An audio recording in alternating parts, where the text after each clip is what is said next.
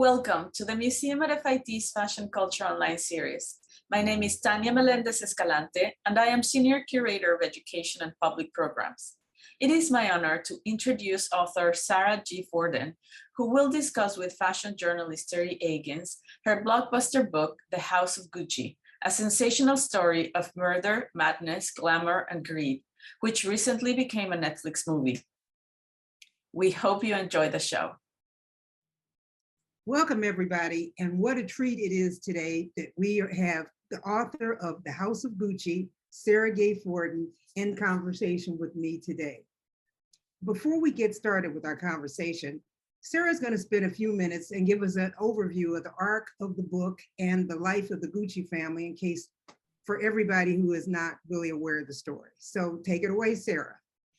Thanks, Teri. Thanks, Tanya. Thanks, everyone. Welcome. I'm starting with the cover of the new movie tie-in edition, which you'll see on your screens, which obviously has some of the icons of the Gucci brand. But as Teri asked me to point out, if you look very closely, you'll see there's also a bullet hole through the green and red stripes. So that gives you a sense of the drama of the story to come.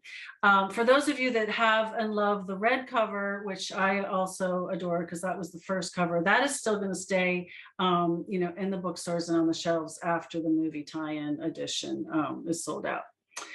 So I just thought it'd be good to give you an overview, especially for people who haven't written the book or people who wanted to see the film. The book really intertwines 3 generations of Gucci's and the family saga that really covers the arc of the rise and the fall and the rise again of the Gucci brand.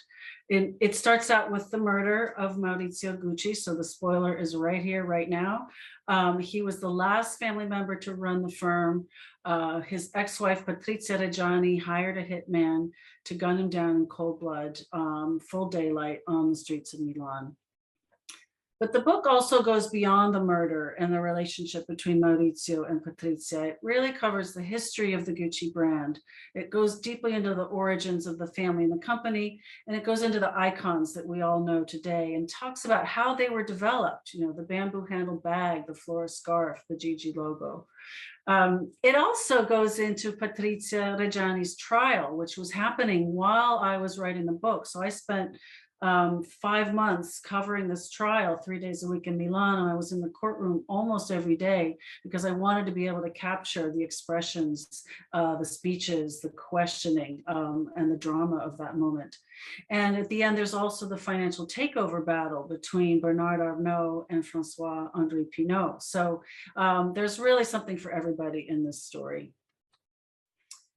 Lots of people have been asking me, how did I come to write the story? And it was not a top tier fashion brand at the time that I was covering the fashion industry in Milan, where I lived for 22 years. I covered the fashion industry for more than 15 of those years. And at the time that I decided to write the book, I was the bureau chief and the business writer for Women's Wear Daily. So I went from being kind of the beat reporter on the fashion business beat to then writing, a book that really took a deep dive into this one story. I interviewed more than 100 people, including people that were very close to Maurizio, his driver and his personal secretary. And I really wanted to tell this story as though it were a novel. So I drew on what we used to call the techniques of literary journalism to tell a true story as though it were a novel. I was really drawn in, inspired to write the book by Maurizio Gucci and his vision for turning around his family company and bringing it back to the top of the luxury goods market as a sort of Italian Hermes. So who was Maurizio Gucci? He was gunned down in cold blood, as I said, on March 27th, 1995, as he was walking into his office. He had already been out of the company for 2 years. He lost control of Gucci in 1993 when he sold his 50% stake to Investcorp. But I thought it was important to really shore up his vision and how he had his legacy and what he had tried to do and how he created the foundation for the others, including Tom Ford and Domenico De Sole, to relaunch Gucci after he was gone. Here's a picture that was taken by my former colleague Art Streiber at the time, which I thought really resonated because it was Maurizio kind of on the verge of the relaunch with the photo of his father Rodolfo and his grandfather Guccio Gucci on the wall behind him. And he felt he really wanted to prove to them that he could do what he had set out to do. So as the Italian saying goes, the first generation creates, the second generation expands, and the third generation destroys. And this was really true, or almost true, in the case of the Gucci family. And I've included a family tree at the beginning of the book because there's so many Guccis and so many twists and turns and shifting alliances that people have told me it's really helpful to be able to go back and sort of see who was who and who was related to who in this story. So the founder, Guccio Gucci, was born from the Tuscan merchant class. He came from very humble beginnings. His parents had a straw hat making factory in Florence, and he kind of escaped home as a young man and shipped off to London, where he got a job at the Savoy. And the current designer, creative director for Gucci, Alessandro Michele, has sort of touted those origins in his recent Centennial fashion show, just to kind of remind people where the company came from. And the historians weren't able to actually confirm what job Guccio had at the Savoy, but it was a lower paying job. It was either a bellhop or a busboy or a dishwasher. But that was important because that was where he was able to observe the elite European traveling class and all their clothes and how they carried their clothes in beautiful luggage. And that was something that he recognized from his hometown of Florence. So when he came back home, he decided to open a quality leather goods making shop in 1921. So here we are on the 100th anniversary. And he had a vision of luxury, but at home he was a very thrifty taskmaster, and he made sure he kept his finances and his budget on a very tight leash.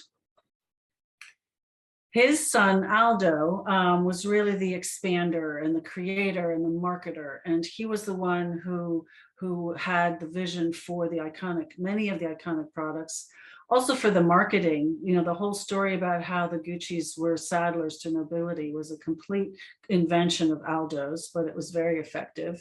And he was also the one who coined the phrase, "Quality is remembered long after price is forgotten," which actually Al Pacino, who plays him in the movie, recites during one of these family parties and lunches.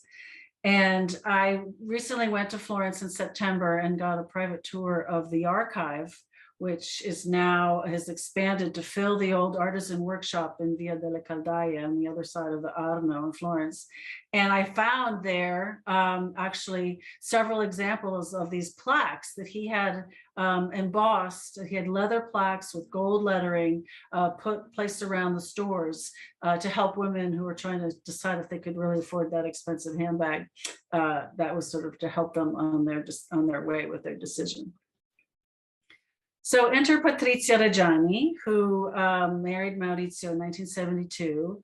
And she actually came from the outside of Milan's industrial elite. And I would say it was almost kind of like what we would call another side of the tracks scenario, where you had a very closed Milanese business and social circle.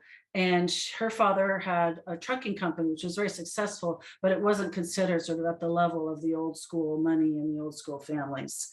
And she had been pushed by her mother to marry well, and not only, but to marry a big name. And she had actually initially been born out of wedlock.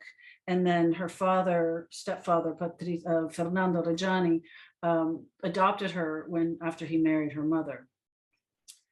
So she became very interested in having her sway over Maurizio, but not only, also over the company. And she was designing a very kind of opulent, garish, I would say almost, line of gold jewelry for Gucci at the time.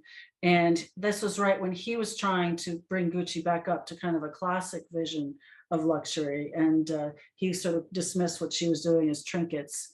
And so one day he packed his bags in 1985 and he left, and he sent a family doctor to tell her that he was never coming home.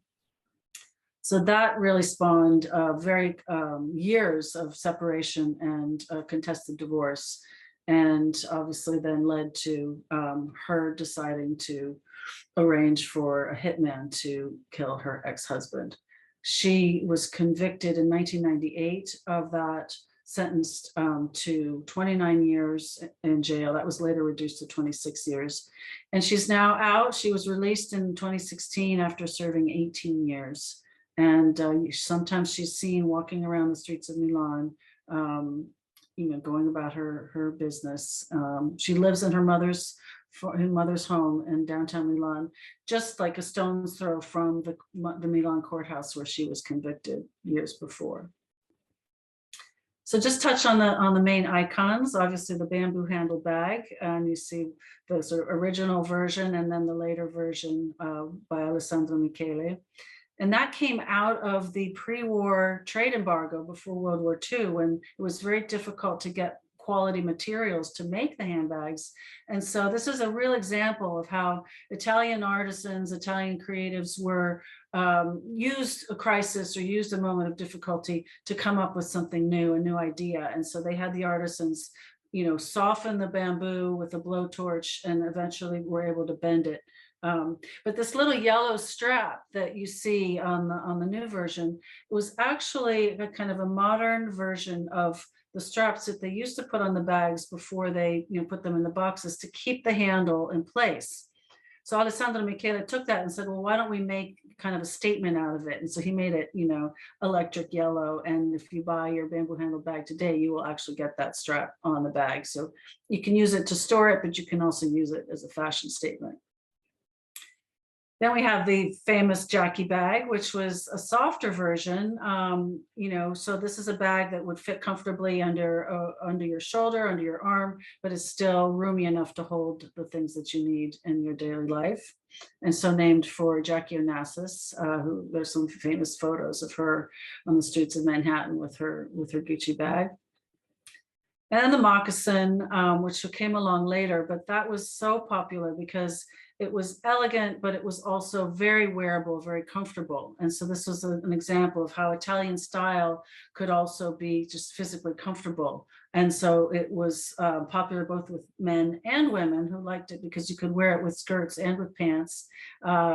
It was famously popular in Washington with lobbyists, so much so that the Hall of Congress became nicknamed Gucci Gulch in the 80s because all the lobbyists were wearing their Gucci loafers. And then the Flora scarf, which is an invention, a creation of Rodolfo's, Maurizio's father. And that happened after a visit to the Milan store by Grace Kelly, Princess Grace. And Rodolfo had just finished showing her around the store, and he wanted to give her a gift. And so he gave her the bamboo handled bag. And she demurred and said, no, this is too much, too important. And he said, well, what would you like? And she said, well, maybe something simple, maybe a scarf. And he knew that they didn't really have scarves in their product line. They just had like the pochette, scarves, the handkerchiefs for men's suits. And so he gave her the bag anyway. And then as soon as she had left, he called up an artist that he had worked with, Vittorio Accornero, who worked in the Como region with all the silk manufacturers.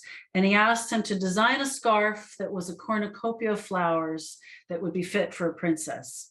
And so Accornero did this incredible sketch, which I also was able to see at the archive. They have it now up on the wall there.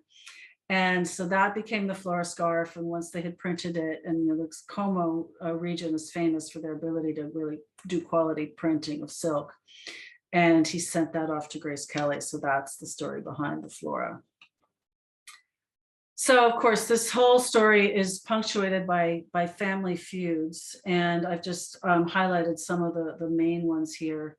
Rodolfo disinherited Maurizio when he married Patrizia because he saw her as a gold digger and didn't want them to marry. Paolo sent his father, Aldo, to jail for tax evasion. He also turned in Maurizio for forging his father's signature on the company's shares after he died.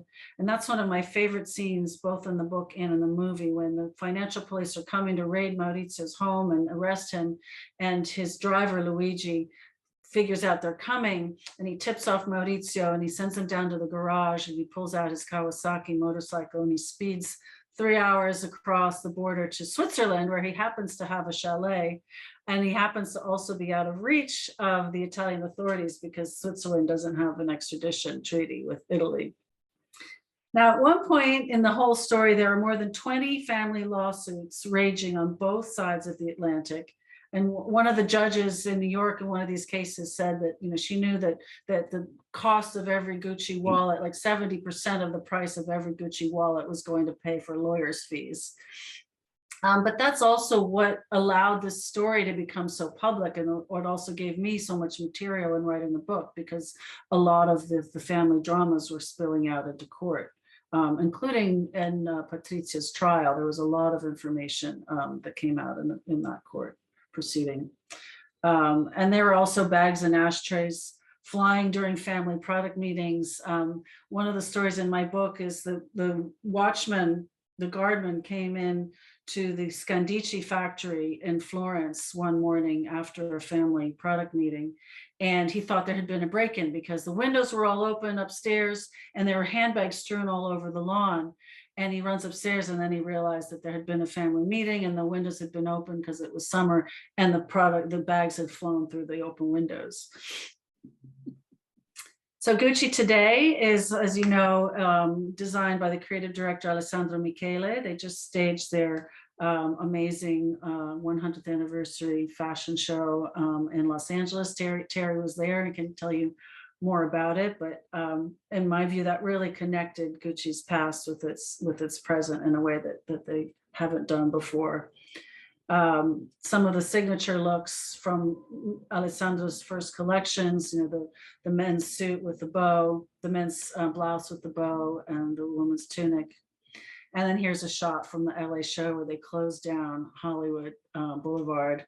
But one of the things that struck me, and I was watching it virtually online, was that many of the models were actually wearing the brown aviator glasses that were exactly the same as the ones Maurizio used to wear. So let me stop the share and turn it back to Teri. Wow, Sara, that was really great. And I want to let you all know that Sara and I go way back. We became friends when we both covered the fashion industry. I was often in Milan going to fashion shows, and that's when our paths used to cross. And around 2000, year 2000, when her book was getting ready to come out, she said, Teri, could you read the galley, the proof of the book, and write a blurb for the back cover?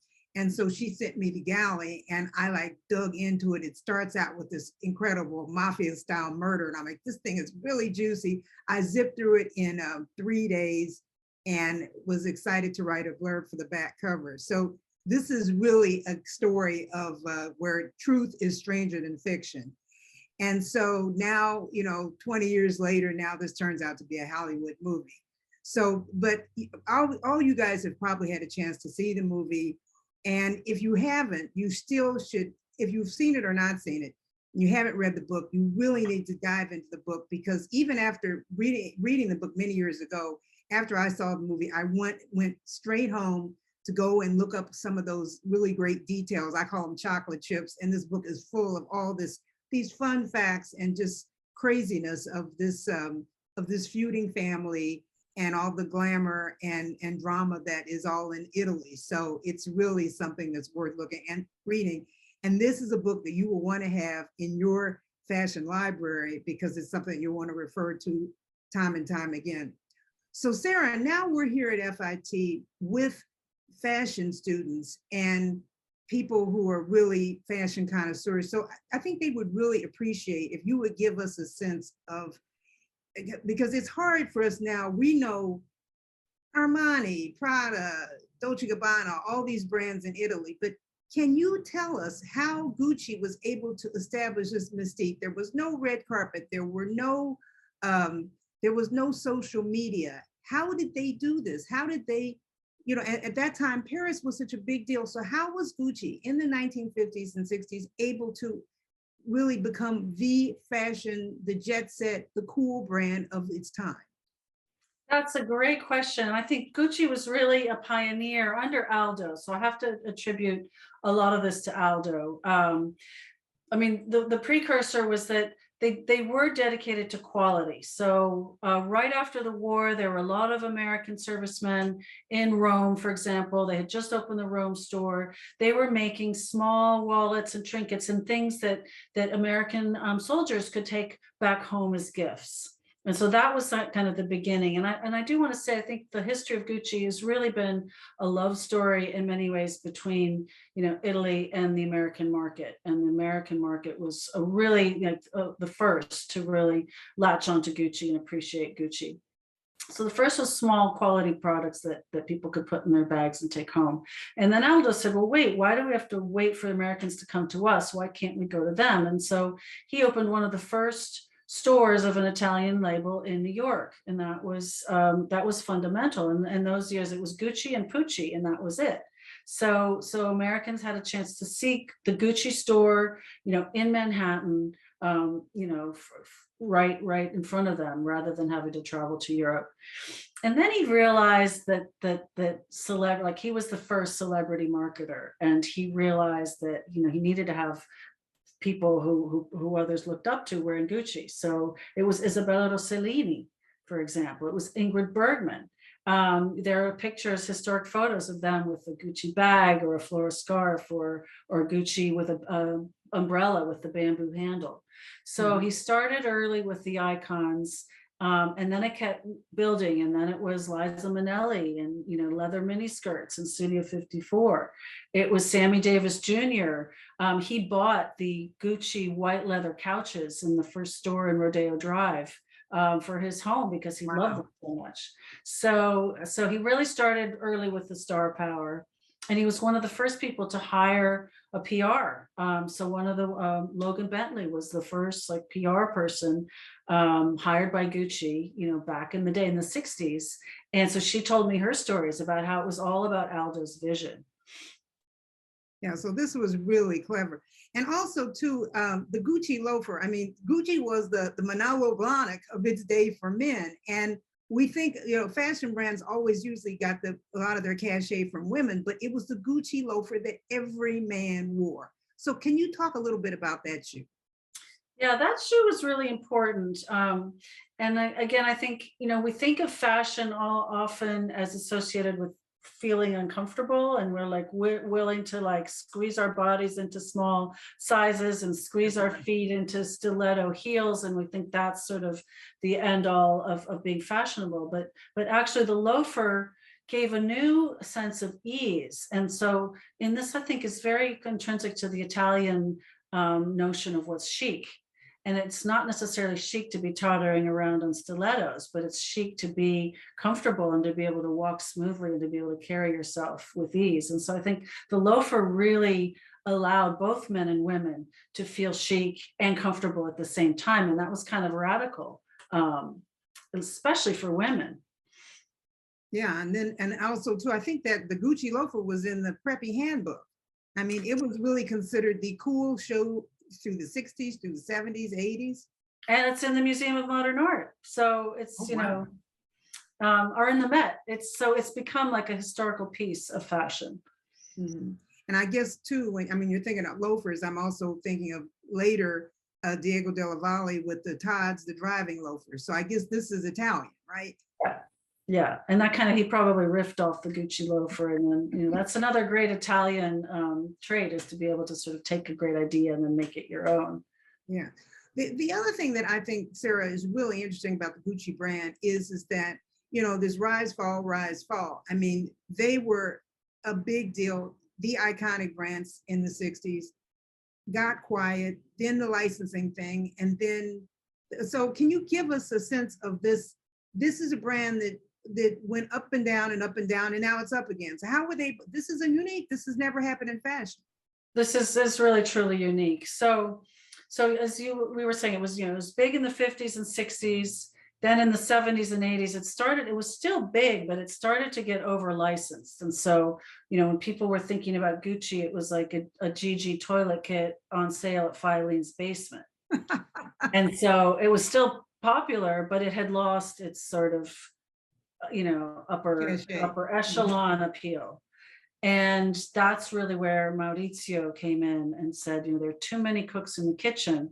And what was happening was that the Gucci brand was so appealing that every member of the family was just making their own licensing deals. So for example, Roberto, who was based in Florence, he loved good scotch. And so he was doing a license, licensing a Gucci scotch bottle. There were coffee mugs. There were desk blotters. I mean, there was everything in the kitchen sink. And visiting the archive in Florence was kind of fun because you see a lot of these products that you no longer associate with Gucci, but they've collected them and cataloged them, and they have them all there.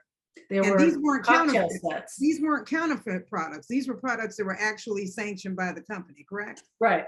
I mean, they were both. So one of the problems, first of all, there were just many licenses, so it was over licensed. It kind of became like a Pierre Cardin, an Italian Pierre Cardin. And then there was also the problem where the licensees would sell the product out the back door. So there was a gray market. Mm-hmm. And you kind of see that in the movie when she's going like to the market and seeing all this stuff, seeing a Gucci bag for $25. But then Aldo says, well, these are actually real. They're not counterfeits. And so these come from the licensees selling the product themselves and pocketing the money. Okay, so they had no control. Yeah. Yeah. So they were all over the place. But let me ask you this. This is very typical in family businesses, right? Where, in other words, they don't necessarily go and find the best person to oversee licensing or oversee something. It's just there's a family member, they just attach that family member to that particular area, right? Is that how that works? Well, this is kind of how I see this whole story. Is sort of Gucci is really kind of the symbolic of so many family companies, and not just Italian, and the whole struggle of how do you hand a brand and a company down from one generation to the next? How do you do it if your family member isn't necessarily talented? In those years, there was no luxury market. There was no MBA for luxury management. So there was no sort of tradition of bringing in outside managers. So all of this, Gucci was kind of doing all of this as a pioneer in a way. And so while their struggles were painful at the same time, a lot of companies came behind them and learned from what they did. And Maurizio was one of the first to bring in, a financial buyout strategy to buy out his cousins. He was the first to bring in a financial partner with Investcorp. So he was the first to hire an American like Don Mello to come in and revamp the image. So this was sort of an example of how many Italian companies were trying to kind of get to the next level. And I was saying in the presentation, when I was covering fashion in Milan in those days, the big labels were Armani and Versace and Ferré and Missoni and Krizia. And those were the brands that everybody was, coveting. Gucci was kind of a has-been. It was considered kind of rundown. I remember that. Fuddy-duddy. It was leather goods. It was accessories. They didn't have a fashion identity at all. So that only happened actually after Tom Ford took over and started just hitting the ball out of the park. Yeah, well, I remember also, because I was covering the industry at that time too, and we were all really surprised. Well, Tom was a newcomer and he was lucky to get this job, but we all thought like, why would anybody want to work for Gucci? They're never going to be able to revive that. And it was really surprising. I remember going to one of those first fashion shows and seeing Tom was just an incredible marketer, and also he gave Gucci a sexy image. And then they were off to the races in a new way. Yeah, and that that took a little while to gel. Even like Tom's first collection was very more kind of Audrey Hepburn than the Amber Valletta, mohair jacket that really hit it out of the park and got everybody's attention. But even before that, they weren't even doing fashion shows. They were doing still presentations. And I remember interviewing Dawn Mello, and she was saying it was very hard for them to get the top fashion editors to even come to their presentations. And so one of the things that she did was she designed, going back to the Gucci loafer, she had the Gucci loafer done in a beautiful rainbow of colors and suede, like jewel tones and suede. And she got the shoe sizes of all the top fashion editors, and she sent them all shoes and invited them to the shows. And that's how she started getting people's attention. Wow. And that's something that Burberry and other companies copied years later. And also, just to remind everybody, Dawn Mello was the head of Bergdorf Goodman. She was one of the few female retail executives at that time. And she left Bergdorf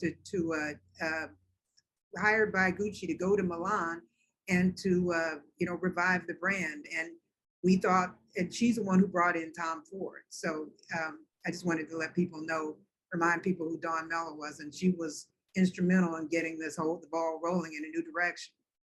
There's a great story about that moment in the book where she's kind of at the top of her career. She's got her corner office at Bergdorf's overlooking Central Park. She's happy as a clam. She's bringing in young designers, and Maurizio Gucci is trying to get a meeting with her. She's ignoring him. And one of her friends finally calls her up and says, Dawn, Maurizio's trying to get in touch with you. Please, would you see him? She's like, oh, I don't have time for this. And this is really testament to Maurizio's charisma and his passion for what he wanted to do. They have a meeting, and he says, he persuades her that she's the person who, having turned around Bergdorf from kind of a fusty old department store into like one of the top tier US retailers, luxury retailers, she's the perfect person to turn around Gucci. And she walks out of that meeting and her head is spinning, and she knows that her life is never going to be the same. Yeah, and then of course they took it in a new direction. Sarah, let's talk a little bit about Patrizia, because in the movie, obviously, they've got Lady Gaga, so you've got this incredible iconic celebrity in this big role. And her role was really big in the movie. I'm curious, in real life, was Patrizia really that instrumental in pushing Maurizio and really getting him to get out there and be involved with the company and to take it to a new level? Yeah, so in the early days, she was really pushing him, and she wanted Maurizio to be like Mr. Gucci and the big fashion CEO in Milan. And she was pushing him to hire a big name designer. Like at the time, she wanted him to hire Luciano Soprani to design Gucci fashion. She was designing this line of gold jewelry. She was trying to get him to be more social. He was very shy. He was not in the sort of the jet set, he was not like, they called it at the time, the Milano da bere. It was sort of like the social set in Milan. He wasn't interested in all that. And eventually when he inherited the 50% stake from his father and then launched his plan to turn around Gucci, he made a lot of the decisions that in the movie are depicted as coming from her. And he pushed her aside, and he was, becoming Mr. Gucci in his own way. So it was kind of after she had pushed him and after he felt constrained by her and by the marriage. He had grown up as a very sheltered only son. His father was very domineering and very controlling, and he kind of went from his father to Patrizia, who was also domineering and controlling. So at a certain point, he had to kind of break out of the mold. Mm-hmm. Did the Italians really accept her as Mrs. Gucci? I mean, was she really getting respect from them, or was she just considered like the kind of pushy wife or trophy wifey? Yeah, she was not really considered part of the Italian top, set. She was considered, kind of gauche and over the top and overdressed and over polished. And so I think, and I talk about that in the book, I mean, she actually didn't really have friends in Milan and didn't have people she could confide in. And that's one of the reasons why the relationship with Pina, who the psychic, the psychic who ends up hiring the hitman, because she trusts her and she feels like she can talk to her and she's not going to gossip in the Milan social set. Yeah, well, Lady Gaga, I thought was really, I mean, in the movie, she really gave you the sense that this was the woman behind the man. She was pushing. So, so tell me about, you know, that whole dynamic. Did you also, you got to go to all the premieres and everything. Did you get to meet Gaga, Adam Driver, and some of the other actors in the movie? Yeah, I didn't meet Gaga, but I was very close to her on the runway, the red carpet in London. I met Jeremy Irons, Jared Leto, Al Pacino, Selma Hayek. I mean, it was like a Cinderella moment for a writer. And you know, as you well understand, Teri, writing is a very solitary, cerebral kind of work, and to all of a sudden be like shot out onto the red carpet in this moment was really incredible. Now, it was really exciting. I remember when my husband and I went to go see the movie, and we were waiting for the credits because we were waiting to see your name, and it flashed on the screen really very early at the beginning of the credits by itself, nothing else. Sara G in big type. We started clapping. We were so excited. Oh my God, thank you. I mean, I never, you know, I always thought this story would be perfect for a movie because it's so dramatic and the characters are so full. And as I was writing it, I was envisioning scenes on a big screen, but I never in a million years could have imagined it would become a movie of this, you know, level, of this caliber, with this level of talent behind it. But, you know, that's a testament to all your incredible reporting. And for all you aspiring fashion journalists out there, you know, this is what Sara, and this is what I did at the Wall Street Journal, what Sara did at Women's Wear Daily, is now still doing it at Bloomberg. I mean, this is we call this shoe leather reporting. I mean, and the other thing is that as Sara told you, she lived in Italy all this time. She also spoke fluent Italian. She went to all the court hearings. She had to listen to all this. She had to interview all these people in Italian. I mean, it's really formidable, and probably a lot of the documents you had to read, financial documents, were all in Italian. You know, I think that's a really, really good point, Teri, because if I hadn't had command of Italian, I never would have been able to do this research at this level. And that was, you know, I studied in Bologna. I did a master's in international affairs and economics. You know, I thought of myself as a business journalist, not as a fashion journalist.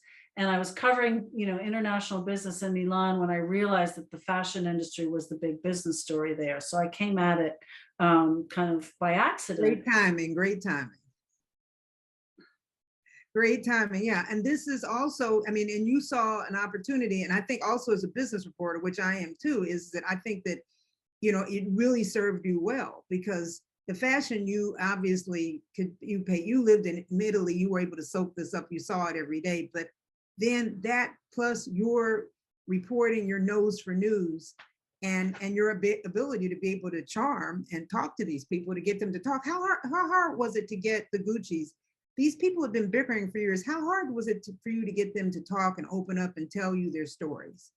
It took a while. And I started with kind of the people that I knew from my reporting. So, you know, Don Mello, Domenico De Sole, Tom Ford, and others. But I did spend a lot of time talking with Roberto, who was the Maurizio's cousin, who was based in Florence, and then with his brother Giorgio, who was based in Rome. And they were really important to telling also the early years of the family and the dynamics, you know, and they were young enough or old enough to remember some of the family dinner table conversations, you know, what Aldo was like, what Guccio was like, what the family discussions were. And so that they really allowed me to recreate a lot of the early years of the Gucci family. And yeah, that's what makes it so delicious, because you feel like you're there. Well, that was really my goal. And it meant a lot of interviews, kind of culling information and details. But when I wanted to be able to set the scene, you know, who was around the table, what were they wearing, what did they look like? And there are also people, because it was a family business, there were people who worked in the factories or who managed the stores who had been there for years. And a great example of that is Domenico De Sole. And he actually is the character with the longest arc of experience in the story, because he started back in the 70s when the family battles were first starting, and he was Rodolfo's personal lawyer. And he was coming with Rodolfo to all the family board meetings. So he remembered, and he has a photographic, crystal clear memory. So he remembered a lot of those early days. And then he, as you know, he became the CEO that led Gucci into a new era as a multi-brand, conglomerate. And so it was really quite extraordinary, the breadth of the history that he had in his memory. Yeah, well, I guess it is also a real testament to your reporting to be able to go and get all this information. Tell us when Patrizia, okay, she was arrested and talk a little bit about that, but tell us when she was in jail, you corresponded with her. I mean, because you interviewed her. So tell us how that worked. So I tried to get an interview with her. I had interviewed her in 1993 before any of this happened. And it was when Maurizio was struggling with Investcorp, and it was clear that it was a tough, battle to the death. And he was probably going to lose the company. And she was furious with him. And she felt it like a personal affront against herself, even though they were no longer married at that point. And she had launched a smear campaign with the media against Maurizio. And she called up Women's Wear and wanted somebody to come down and interview her. So that was me. So I went to her penthouse apartment in Piazza San Babila and spent over an hour listening to her rant and rave and spew pure vitriol against Maurizio. And it was about how incompetent he was, how he made all these bad decisions, how he hadn't listened to her, and on and on and on. And ultimately, my editors decided not to publish a story based on the interview, but I had all my notes and I had my memory of being in the room and speaking with her. And then after she was arrested, the prison authorities wouldn't let me interview her. They were very concerned that she could use her money and her name and her power to kind of influence the story. And so I went through the San Vittore, the prison in Milan. They turned me down. I went to the Justice Department in Rome. They turned me down. I tried to enlist a Congress member of Parliament. No, nothing. So at that point, I was like, well, what can I do? And so I wrote her a letter and I asked if she'd correspond with me and if she'd answer questions. And she did. And she actually wrote to me in English, which was interesting. Oh, wow. Yeah, her English was quite good. And so she wrote, at those years, she was still very much very adamant about her innocence. And her defense was that Pina, the psychic, had taken it upon herself to do this deed and then blackmail her for the money. So the letters were more about her early years with Maurizio, how much she had loved him. She said he was the man that she loved most, despite the person that he became and the mistakes that he made. So these letters, this was probably really cathartic for her too, to be able, here's a reporter who's paying attention. And I always like to tell young aspiring reporters, people love to talk. And if you are really interested and if you've done enough background work, when you approach a source like this who is dying to be heard, you can get some juicy detail if you're just there listening. Yeah, really good advice, Teri. And I think I would add to that and say a lot of times it's the little people who nobody really takes into consideration who can be some of the best sources. And so people who maybe are not on the front lines and not the big names, but maybe it's the secretary, maybe it's the staff assistant, the person who's at all the meetings but never speaks, these people are gold. Yeah, so you were really good at that. And also, Sara, you have got to let us in on this. Sara recently came back with a scoop on the Gucci story that ran on Bloomberg. So tell us about the mystery woman. So the mystery woman. So of all the 100 people that I managed to interview for the book, including at the end, Maurizio's secretary and his driver, who were the people who were absolutely the most loyal and the closest to him, one eluded me, and that was his first girlfriend, an American woman named Sherry McLaughlin, who I knew about from talking to other people, but she wouldn't answer my emails. She wouldn't answer my phone calls. I wasn't able to get her. So there's only just the most brief mention of her in the book. Well, in 2001, I was presenting the paperback version of the original book at the Rizzoli bookstore in New York. And I was signing the last book and the last people were leaving. And I spy a beautiful blonde, tall blonde woman who's kind of hanging back looking at me. And as the last person leaves, she comes up to me and she has tears in her eyes. And she says, Sara, I'm Sherry McLaughlin. If I'd known you were going to write such a great book, I would have talked to you. Oh.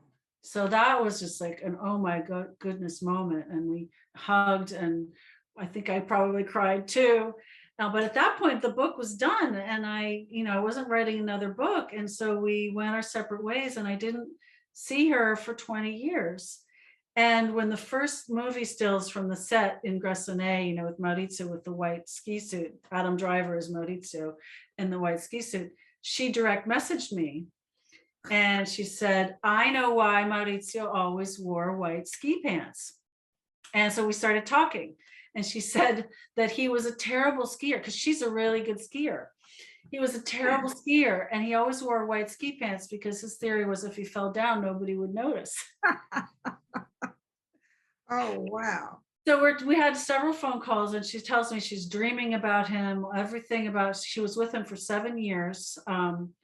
From the moment Maurizio walked out the door, it was because of Sherry.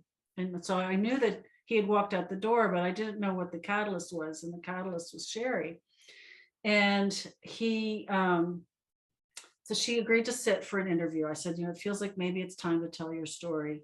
How would you feel about it? She thought about it, and she decided that, he'd had such a tragic life, and he had so many struggles and was so unhappy in so many ways, but that they had shared real love and real happiness. And so she wanted to shed some sort of some sunshine, on this man's life.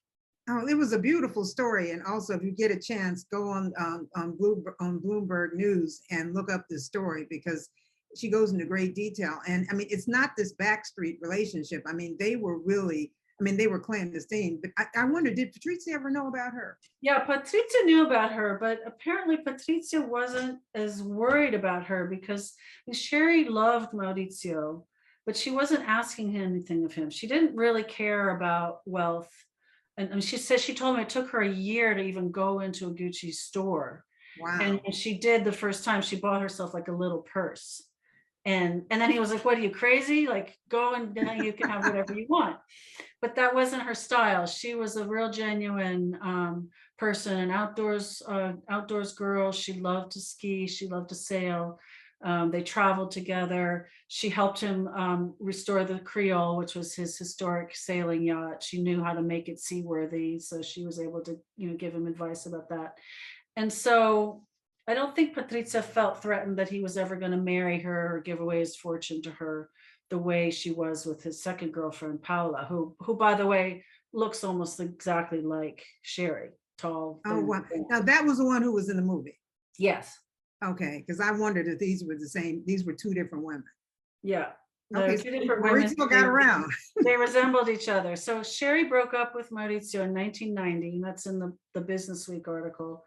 Because at a certain point, she was younger. She was about almost 10 years younger than he was. And she wanted to have a family. She wanted to get married. She wanted to settle down. And she's like, he was always just the lawyers and the drama and, the backstabbing and the uncertainty. And there were people spying on them for Patrizia. It was too much. And so she, at a certain point, said, this is it. And they never saw each other again. So he was really a charismatic man at the end, right? I mean, he grew in the years to become a really charismatic and exciting. He really came into his own, and he was extremely charismatic and charming. And even when I was writing, as I was writing about his failing efforts to turn Gucci around, and I was writing tough stories in Women's Wear Daily, and then I would go in and get him to comment, or he would have a follow-up interview. And even as he's refuting, all this very negative information that I'm presenting to him, he was always very, very, warm and charming and gracious. Wow. So, but he was also, he had sense enough to know that it was really, I mean, Women's Wear Daily is the main trade publication that covers that company day in and day out. And so he, had a vested interest to make certain that he had a good relationship with the paper. Yeah, and I think his ability, I think the the important thing about his charm, and I sort of gave you the example of how he persuaded Don Mello, like he was able to captivate people and sort of bring them into his vision. And, you know, the Italian word, but he's a trascinatore. He kind of sweeps you into, you know, what he wants you to see. And he was really, really good at that. Wow. What a family story. So Sara, let's talk about today's business. I mean, we're looking at fashion companies now. There are a lot of fashion brand. I mean, the Ferragamo brand still exists. Prada, all these are had been family-owned businesses at one time. What happens when a family, when these businesses transition to be, you know, under corporate ownership? I mean, do they lose a lot of their cachet, or are they still able to keep it? I mean, there are a lot of examples of that, but as you've watched this, because this was like the last big kind of, I guess, family dynasty, right? You know, I think that's a really important question that all, you know, now, you know, the Bernard Arnaults and the François-Henri Pinaults of today have to ask themselves, and they have to really dig deep into what are the core, you know, what's the core essence of these brands, and how to keep them fresh and how to keep them alive. And I actually interviewed François-Henri Pinault for the afterword of this movie tie-in edition. And, you know, he kind of became a student of luxury because it was his job to take his father's retail conglomerate, which was really doing kind of mid-tier retail. You know, they had companies like Fnac and Printemps, the department store, and Redoute. And he sold off those businesses, and he moved what was then PPR, which is now Kering, into the top tier luxury market. And so, you know, and it took him a long time to get it right with Gucci. I mean, there were years where Gucci was just kind of considered staid and overly reliant on the GG logos. But he was the one who, you know, decided that Alessandro Michele was going to be the right creative director for Gucci. And he felt that it's essential for a top level brand to express creativity. And if it can't express creativity, then, you know, it's kind of lost its immediacy and its freshness. And at the same time, Alessandro Michele had worked for Gucci for 20 years. He came in as a junior assistant to Tom Ford. Tom and Domenico hired him. And so he had all the references of all the Gucci products and icons over the years. So if you look at his collections, you can see that he's got complete command of the past and the icons, but he also he's like this sort of volcano of creative ideas. And if you go into the Gucci Museum in Florence, which I visited in September, there's an exhibit called Archetypes, which they presented for the Centennial. And it's each room is inspired by an advertising campaign for Gucci by Alessandro Michele, and they sort of brought these campaigns to life. And each one couldn't be more different than the other. They're interactive, they're colorful, they're thoughtful, they're smart. There's just so much there. Yeah, well, this is what, and this is also for young fashion students. A lot of people feel like, oh, I need to go and start a brand and become a creative director. Alessandro was there for all those years. I mean, and this is where it shows the experience counts. He really did understand this brand. He understood the heritage. So when he was able to break out and do something completely different and cool, he still had the DNA, you know, it was already like baked in his creativity. And that's why this thing has taken off with him. I mean, this is really a case of experience. Yeah, and I would say there's a similar moment in Tom Ford's life when he started as the junior, the women's knitwear designer, and then you know, Gucci starts having trouble paying salaries, and people are leaving. And Tom was very smart, so he started taking on designing more and more of the product lines. Okay. So pretty soon, by the end, you know, right before Maurizio is forced out, Tom is actually single-handedly designing, I think, more than 20 of Gucci's product lines, including like the accessories, you know, like the gifts.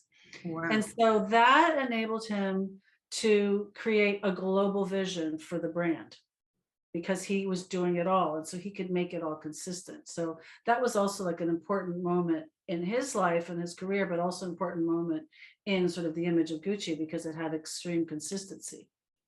Yeah, no, that's what makes this brand just unique. And now, I had read recently, it's, I think his annual turnover is something like over $10 billion, which puts him right behind Louis Vuitton, Chanel, and Hermes. And, of course, the only Italian one in this group. And it's just formidable that this brand has, and now it's got a whole new generation and a whole new cool factor. Yeah. And I would say he's also been able to kind of seamlessly somehow pull together everything from the icons, the GGs, the Savoy years, through the Tom Ford. I mean, those sharp, velvet, jewel-colored velvet suits that Jared Leto is wearing are total, tout to Tom Ford, but now he's made them fresh again. And so he's kind of brought it all together.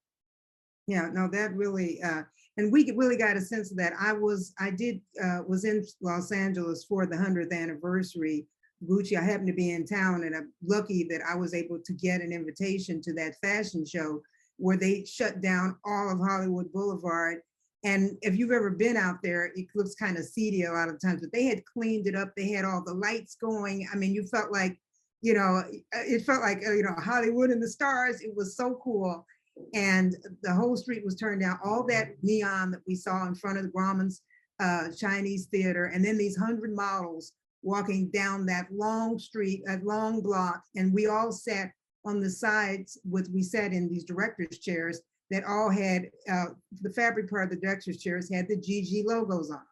And I think the chair that I was sitting next to was Jane Mansfield. So each chair was labeled with a star. And this was all Alessandro's vision. And one of that purple gown that Gaga wore at the premiere was one of the gowns that they showed in that show. And then afterwards, there was a big after party at the Roosevelt Hotel, and everybody was there.